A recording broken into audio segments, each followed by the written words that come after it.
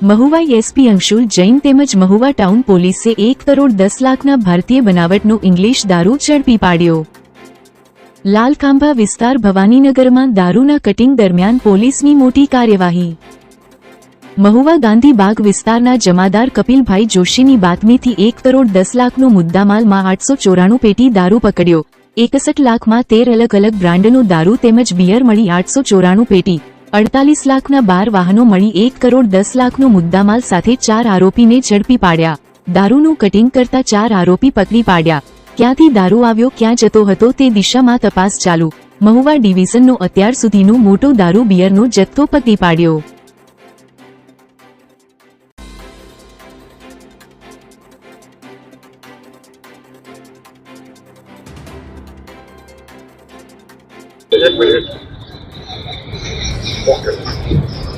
आज रोज महुआ town police station विस्तार में महुआ टाउन पुलिस स्टेशन टीम सवारे पेट्रोलिंग में थी। જ્યારે એમને બાતમી મળેલ અમારા મહુવા ટાઉન પોલીસ સ્ટેશનમાં કામ કરતા અનામ હેડ કોન્સ્ટેબલ કપિલભાઈ બાબુલાલ જોશી એમને બાતમી મળેલ કે ગેરકાયદેસર વિદેશી દારૂનો જથ્થો મહુવા ટાઉન પોલીસ સ્ટેશન વિસ્તારમાં રાખવામાં આવેલ છે, જેની ખરાઈ કરતા અને સર્ચ ઓપરેશન ઓર્ગેનાઇઝ કરવામાં આવ્યું।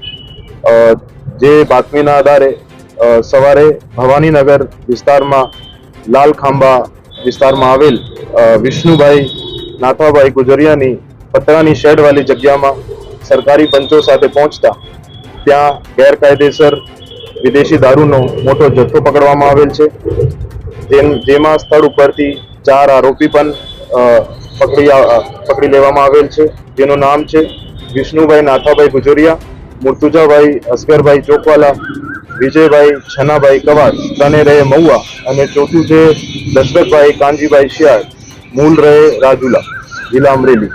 આ 4ની ધરપકડ કરવામાં આવી છે અને સ્થળ ઉપરથી ટોટલ જે કુલ મુદ્દામાલ છે નાની મોટી બોટલો ગણીને કુલ 23,480 નંગ બોટલ અને 894 નંગ દારૂનો પેટીનો એક મોટો જથ્થો કબજે લેવામાં આવેલ છે, જેની કુલ કિંમત 61,47,828 રૂપિયા છે।